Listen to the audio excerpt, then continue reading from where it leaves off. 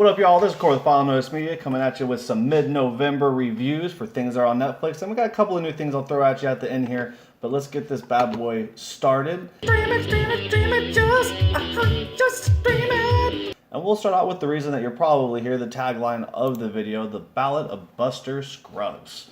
So this movie, it starts and it opens a book and it has a bunch of different chapters. And I went, oh shit, I hope this isn't a short story movie. And it is. It's a short story movie, and none of the movies are intertwined together at all. It's 2 hours and 13 minutes of 6 different individual stories, all segmented into their own parts. And like I said, they don't intertwine at all. So disappointment big time, because the Coen brothers make amazing movies. They have a couple movies, like if I had to choose 10 movies to take with me on a deserted island, The Big Lebowski and No Country for Old Men are definitely on that list. I mean, True Grit, I could go on and on with all the great movies that they've made. And I was like hoping for another great Coen brothers movie. But it's not a movie. It's a bunch of short stories. And all the short stories are really, really good. By the trailers, this looked like it was going to be really amazing. And instead of getting like an amazing movie like No Country for Old Men or True Grit or The Dude, you get 15 minutes of a semi-good story. You know, you don't really get to flesh out any of the characters. All these little short stories are based on mortality and, you know, how cruel the Old West can be. And so they have their good things going for them, but when things happen to the characters, like there's no relationships that develop between the viewer and the characters. So it just doesn't make it as dramatic as this movie was intending for you to feel. I mean, I didn't get that feel anyway. But it's definitely worth a watch. I mean, just because of my anticipation for this movie was pretty high. I feel like the disappointment hit a little harder maybe, but I'd give it a 6. I mean, it's a passing score. Give it, you know, that's a D if you're grading it like a science paper or like an English paper. But it's definitely worth a watch. And maybe I'll go through and watch it again. Maybe my opinion will change on it. Like I said, the stories are all really good. It's a bunch of stories. It's not a movie. So know that going into it, because that was quite disappointing. From that, let's go ahead and get on to Latin history for morons. Now, I love this actor. He's an amazing actor. All his roles are really good. He has a really wide range of different parts that he plays. I've always appreciated it. He's done comedy. His comedy's been good in the past. And this one just didn't land for me, unfortunately. But then again, I don't think I'm the target demographic of who he was actually talking to. So, you know, as a comedy special, I didn't laugh. Like, I think I might have laughed twice, and then like a couple of giggles here and there out of an hour and a half comedy special. And it's just too bad, because I thought this was going to be a lot better than it was. And like, just to nitpick bits and pieces of it, like there's a few things that he said that I was like, that doesn't sound right. I don't think that's true. And I went back into the research. Turned out that it wasn't true. I only did that on 5 things, and 2 of them ended up not being true. And he's like selling this as this is like the actual history. He's not like selling this that this is supposed to be comedy. And so that's like one of my beefs. Like, if you're gonna do that, then at least be 100% clear about it. And then plus, you know, like I said, it's not for white people. I didn't feel like it was for me. I feel like if you're Latino, you probably would really enjoy this. Maybe, I don't know.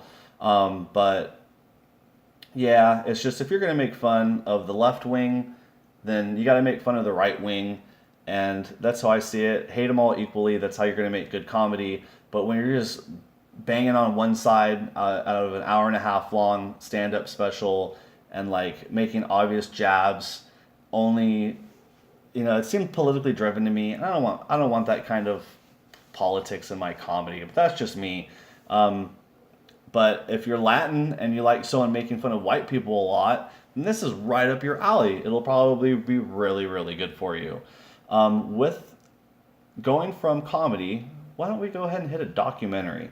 Because I like me some documentaries, and I like me some movies. And if you want to watch something that's a documentary about movies, then go ahead and check out They'll Love Me When I'm Dead. It's a documentary about Orson Welles.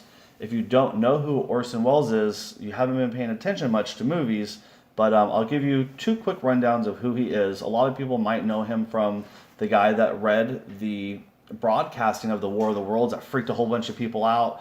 And like there's a bunch of different like documentaries on that and how that affected things that are pretty fun. If you haven't watched any of those, go ahead and give them a shot. You can just Google it. You'll find some. I guarantee it.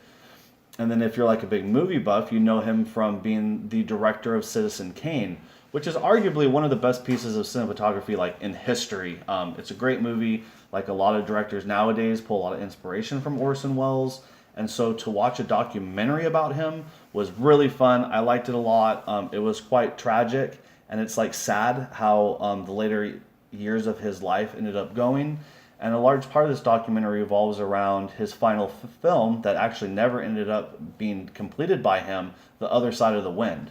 And it was just cool to kind of to see, because he was very innovative in making movies and how to shoot movies and coming up with completely different ideas that people haven't seen before. And so that's always really, really fun. And this whole idea of his last movie, The Other Side of the Wind, was to make a movie about making a movie about this movie. And it was basically like one of the first kind of like fake documentary movies way before the time of like the Blair Witch Project or like Cloverfield, where it's shot documentary style, but it's not documentary style. And then it had pieces of the actual real film put into it too. And it's pretty cool because he spent years, like the film, The Other Side of the Wind, was shot years and years. So there's a lot of really cool editing work and things like that. He also coined the phrase, it's all in the editing. So if you watch that, you'll get a lot of good little things about it. And so I'll follow up with, if you watch The Love Me When I'm Dead, then definitely watch The Other Side of the Wind, because Netflix went ahead and put this together, just not completed as Orson Welles would have completed it. They did their best to put it together. I really enjoyed watching it. It was very fun to me, and it was very cool to see how the shooting was done and like how storytelling is done in that kind of like the day and age of cinema when it was shot. So if you like that, give that a shot. But let's go into some horror, because The Apostle was super good. So if you like these horror movies and if you like getting all wrapped up with anticipation, then definitely check out The Apostle. It's basically, it's about a brother trying to rescue his kidnapped sister from a cult that kind of took over this island. And there ends up being like a deity that kind of reigns over this island. And it's based in 1905. So it's like a good climactic type of climate type movie where they're in old times, and you know the dialogue is very interesting because of that, and also the belief structures are very interesting because of that.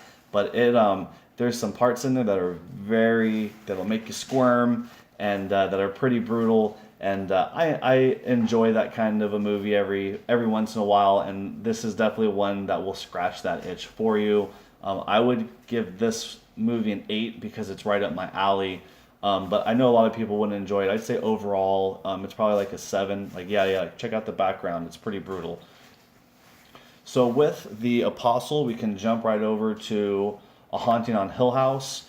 And A Haunting on Hill House, I enjoy it because this is like a new way of watching things and having stories told to you visually. Like, Netflix is doing a really good job of basically you get to watch a 10.5 hour long movie where the characters are super developed, the storyline gets completely fleshed out. Like if there's something that they don't want you to know, it's on purpose. It's not because they had to cut time out of editing and get the film down smaller. They get to do what they want. So if you like long series like Stranger Things or Maniac that have been released by Netflix, then you'll definitely like Haunting on Hill House. It was an amazing story. The acting was done very well. I mean, I would give this a 9. I really, really enjoy watching it. I don't know if I would go back and watch it again just because it takes so much time to finish it, but it was an amazing experience to watch. And it's something that you have to pay attention to, right? Like you can't jump on the phone and then jump off the phone because you're going to miss things, and these things will tie in. Like you'll miss something, and then 2.5 to 4 hours later, that thing that you miss is tying into the story. And it's one of these shows where everything matters, and I appreciate it. It takes a keen eye to detail to actually develop and create something like this. And it was done very good. They had lots of cool shots. There's also like there's like ghosts and deities throughout the show. So if you're like paying attention, like you'll see someone like looking into a window at the person, or like you'll see someone under the bed and stuff like that. So it's pretty cool, and it's worth your time if you're looking for a show to watch and you need something that's gonna last you like 10 hours. Definitely give this one a shot. It's very, very good. If you don't like it, you just comment, because I want to know why you didn't like it.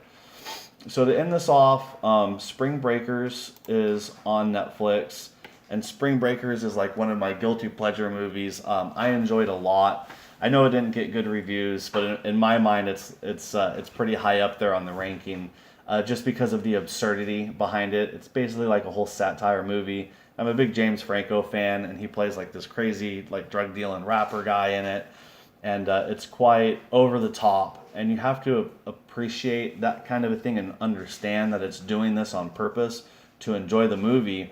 And then all of a sudden it gets super duper serious, and there's like a big shift in the feeling of the movie, and I always enjoy when that kind of stuff happens. But this Spring Breakers has one of my favorite scenes in all movies, where James Franco is playing a piano, and these girls are wearing ski masks and have like their shotguns and AKs, and they're like singing Britney Spears. That's actually it right there. So it's good. I mean, I can't say it's a great movie, but it's definitely a fun one to watch. But just be advised, there's like an overabundance of like drug use and profanity, and there's a lot of nudity in it. So if that's like, be prepared that they are going over the top and they want you to feel uncomfortable on purpose. And the payoff is pretty good, to be honest with you. Like if you can deal with it, you can deal with the craziness of this movie. The ending of it is just kind of mind-blowing. So it's one of those things that I really enjoy. So I figured I'd share it with you. So there you go, folks. Those are the 6 things that I decided to dedicate some of my time to in November that I wanted to share with you. And before we get out of here, there was a couple of things that popped up that looked super duper interesting that I wanted to make you aware of too. So Narcos Mexico is out, and so one of my friends told me that, hey, this is coming out, and I realized I didn't even watch the 2nd season of Narcos yet. So I got to get rolling on that. But if you are caught up with Narcos, they released the 2nd season just recently. Also, there's some good like World War II stuff on here right now. Medal of Honor that hits a lot of different types of wars, but it was started watching it. Very good show. There's a Evolution of Tanks that's on Netflix now. That's pretty darn good. She-Ra, the remake of She-Ra, got released. I know there's like some stuff going around there, but I'm gonna give that a watch. Maybe, I don't know. It's a cartoon, and I feel like it's probably not for me anyhow. But just so you know, it's there. Also, Jeopardy. Like, when did Jeopardy get on Netflix? Because now we got it. So that'll be fun to put that on and fall asleep to. Get to learn some facts.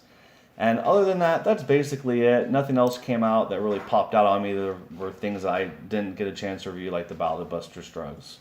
So that is that. I ain't got nothing else for you. I'm running out of ammo. So take it easy, folks. Have a good day. Enjoy your Friday. Don't forget to like, subscribe, share social media, run naked through the streets, scream our name, whatever you got to do. $100 giveaway once we hit 1,000 subscribers. Thank you for the love if you made it to the end, and I appreciate you. Have a good one. Stream it, just